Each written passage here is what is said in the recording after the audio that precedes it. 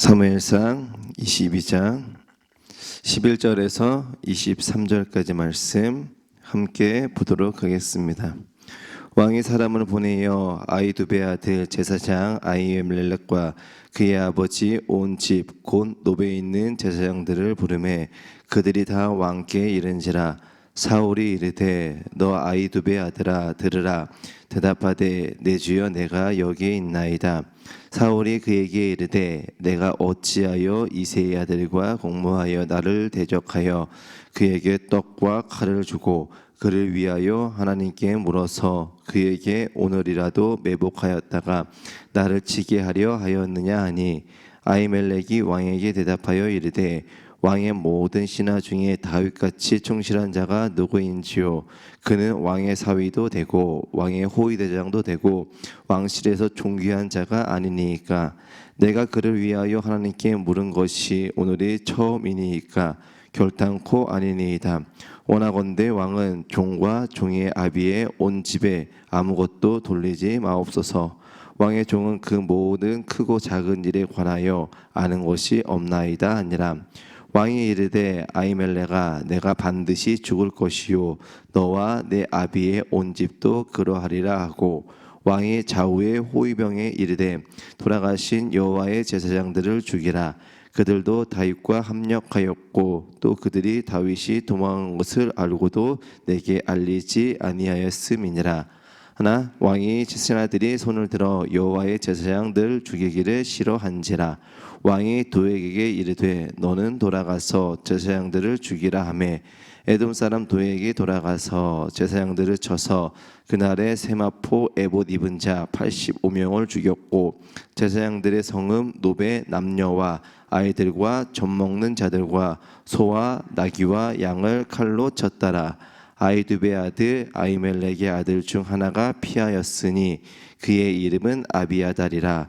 그가 도망하여 다윗에게로 가서 사울이 여호와의 제사장들 죽인 일을 다윗에게 알림해 다윗이 아비아달에게 이르되 그날에 에돔 사람 도액이 거기 있기로 그가 반드시 사울에게 말할 줄을 내가 알았노라. 내 아버지 집의 모든 사람 죽은 것이 나의 탓이로다. 두려워하지 말고 내게 있으라. 내 생명을 찾는 자가 내 생명도 찾는 자니 내가 나와 함께 있으면 안전하리라 하니라. 이른 새벽 기도하게 나오신 모든 분들을 주님의 이름으로 축복합니다. 사울은 간신 저번의 말씀에 도액의 말을 듣고 완전히 이성을 상실합니다. 도에게 분명한 거짓말이었음에도 불구하고 사울은 그 말을 듣고 마음을 어떻게 할 수가 없었어요. 반역을 확신한 사울은 사람들을 보냅니다. 보내고 아히멜렉과 그 높 지역에 있는 모든 제사장들을 불렀어요. 그리고 그들에게 묻습니다.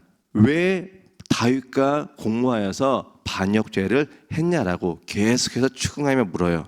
11절에 보니까 왕이 사람을 보내어 아히두베 아들 제사장 아히멜렉과 그의 아버지의 온 집에 곧 노베에 있는 제사장들을 불렀습니다. 그리고 13절에 물어요. 왜 이새의 아들과 공모하여 나를 대적하느냐? 이새의 아들이 다윗이죠. 그때 아히멜렉이 이렇게 대답을 합니다. 14절에 보니까 아히멜렉이 왕에게 대답하여 이르되 왕의 모든 신하 중에 다윗과 같이 충실한 자가 누구인지요? 그는 왕의 사위도 되고 왕의 호위대장도 되고 왕실에서 존귀한 자가 아니니까. 아히멜렉이 이렇게 이야기합니다. 다윗은 왕이 가장 총애하는 신하가 아닙니까? 그리고 왕의 사위이지 않습니까? 그리고 왕의 호위대장이 아닙니까? 왕의 가장 신뢰하는 최측근을 도와준 것이 무슨 잘못이 있냐는 겁니다. 특정한 목적을 갖고 다윗을 도와준 게 아니라 왕의 최측근을 도와주는 것이 당연히 왕을 위한 일이라고 생각했다고, 어떻게 보면 그 상황을 정확하게 설명을 하고 있는 거예요. 15절에 보니까 내가 그를 위하여 하나님께 물은 것이 오늘이 처음이니까 결단코 아니니이다. 다윗이 할 일을 하나님께 물었어요. 그런 것 같고 지금 사울은 꼬투리를 잡고 이야기를 하고 있는 겁니다. 그런데 아비멜렉은 뭐라고 이야기하는 거냐면 내가 이렇게 하나님께 다윗에 대한 일을 갖고 물은 게 요번이 처음이 아니라는 거예요. 예전에도 계속 해왔던 일인데 지금 어저께 얼마 전에 했었던 그 일을 가지고 사울이 트집을 잡고 있는 겁니다. 그러면서 지금 반역하는 일과 자신과는 전혀 상관이 없는 무관한 일이라고 간절하게 왕에게 이야기를 합니다. 16절에 보니까 뭐라고 이야기를 합니까? 16절에 보니까 왕이 이르되 아히멜렉아 내가 반드시 죽을 것이요. 분명히 아히멜렉은 정확하게 왕에게 이야기를 했습니다. 반역을 꾀한 것도 아니고 그런 의도도 전혀 없었다. 그런데 왕의 대답은 반드시 죽게 된다라는 겁니다. 그런데 너만 죽는 것이 아니라 너의 온 가족까지도 죽을 것이라고 사울이 이야기를 해요. 그래서 어떻게 합니까? 그 즉시 17절에 왕이 좌우의 호위병에게 이르되 돌아가서 여호와의 제사장들을 죽이라. 호위병들에게 명령을 내립니다. 제사장들을 다 죽이라고. 그러면은 왕의 호위병들은 왕이 명령한 것에 즉각적으로 반응하고 행동을 옮겼어야 됐어요. 그런데 어떻게 합니까? 17절 마지막 부분에 보니까 왕의 신하들이 손을 들어 여호와의 제사장들 죽이기를 싫어한지라. 왕의 명령을 들어야 될 호위병들이 왕의 명령을 듣지 않고 있습니다. 주저합니다. 망설이고 있습니다. 왜 망설이고 있겠습니까? 이 왕이 죽이라고 명령했던 그 사람들은 누구냐면 하나님께 기름 부음을 받은 제사장들이에요. 어떻게 하나님의 기름 부은 제사장을 죽일 수 있습니까? 그리고 이들이 생각한 거예요. 지금 왕의 결정은, 왕의 판결은 옳지 않다라고 왕 옆에서 보좌하고 있는 호위병들도 그렇게 생각하고 있는 것입니다. 이것을 정리하면요, 사울의 현 상태가, 지금 판단이, 지금 명령이 온전하지 않다라는 겁니다. 이들이 생각할 때에도 하나님의 기름 부음을 받는 제사장을 죽이는 것이 말도 안 되는 것인데 이 말도 안 되는 명령을 사울이 내린 거예요. 왜 사울은 이것을 몰랐을까? 주변에 있는 신하들조차도 왕이 잘못하고 있는 것을 알고 있는데 왜 왕 본인은 그것을 모르고 있었겠습니까? 그것은요, 하나님의 기름 부음 받아 이스라엘의 초대 왕이 되었던 사울은요, 처음에는 하나님의 사람이었습니다. 하나님을 의지했던 사람이었어요. 그런데 지금 현 상태의 사울의 모습은 하나님을 떠났기 때문입니다. 하나님을 떠났던 사울은 온전한 생각, 온전한 판단을 할 수 없었어요. 처음에는 하나님의 뜻대로, 하나님의 방식대로 나라를 다스렸을 것입니다. 그런데 시간이 지남에 따라서 하나님 중심으로 나라를 다스리는 왕이 아니라 본인의 생각을 중심으로 나라를 다스리는 어리석은 사람이 되었다라는 겁니다. 그러던 가운데 이스라엘을 구한 영웅이었던 다윗이 자신의 왕권을 위협하고 있다라고 스스로 생각을 했고, 그렇기 때문에 그 왕권을 지키기 위해 어찌 보면 말도 안 되는 행동을 사울이 하고 있는 것입니다. 하나님을 떠난 사울의 말을 주변에 있는 신하들조차도 명령을 듣지 않자 사울은 어떻게 합니까? 18절에 보니까 왕이 도액에게 이르되 너는 돌아가서 제사장들을 죽이라. 도액에게 명령을 내려요. 제사장들을 죽이라고. 도액은 어떻게 보면 아히멜렉을 죽이기 위해서 사울에게 거짓을 지금 이거 이야기를 했던 그런 사람입니다. 그런 사람에게 제사장들을 죽이라고 명령을 해요. 다윗을 도와줬던 아히멜렉, 그로 인해 가지고 아히멜렉뿐만이 아니라 거기에 있던 수많은 가족들까지 85명이 도륙을 당합니다. 뿐만이 아니라 마을의 사람들, 심지어 아이들, 그리고 짐승들까지 도액이 모두 죽게 해요. 왜 사울은 도액을 사용했을까?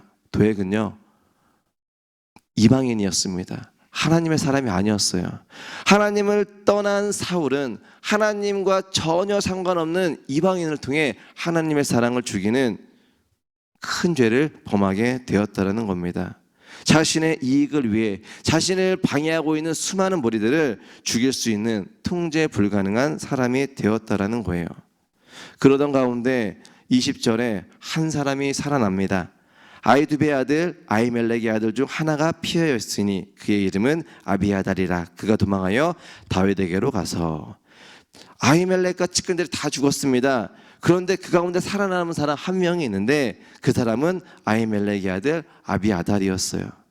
아비아달이 누구에게로 갔냐면 다윗에게로 갑니다. 그리고 다윗에게로 가서 그 있었던 사울이 자신의 아버지와 가족들을 다 죽인 이야기들을 해요. 그때 그것을 들었던 다윗의 반응이 어떠했습니까? 22절, 내 아버지 집의 모든 사람 죽은 것은 나의 탓이로다. 다윗은 아비아달에게 아버지와 아버지 측근들이 죽은 것이 본인 탓이라고 이야기를 해요. 엄밀히 따지면 다윗의 잘못이 아닙니다.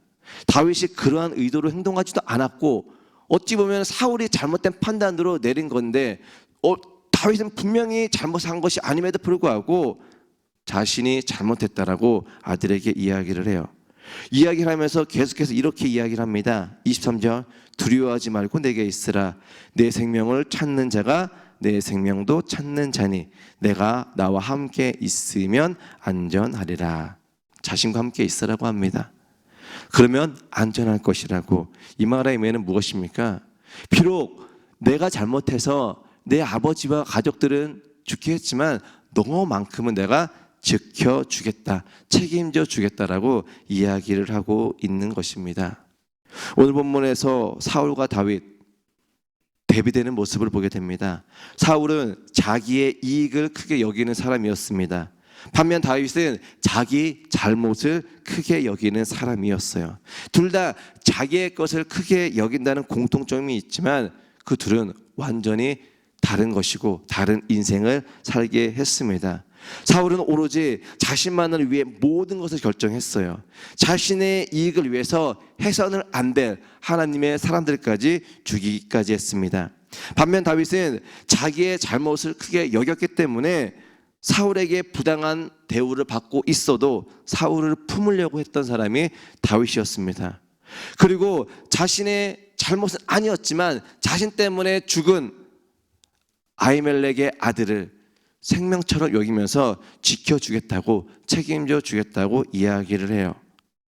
이런 사울과 다윗의 차이, 물론 어느 것에 더 가치를 두고 있었는지에 따라서 이들의 삶이 다를 수도 있습니다. 물론 그것도 맞아요.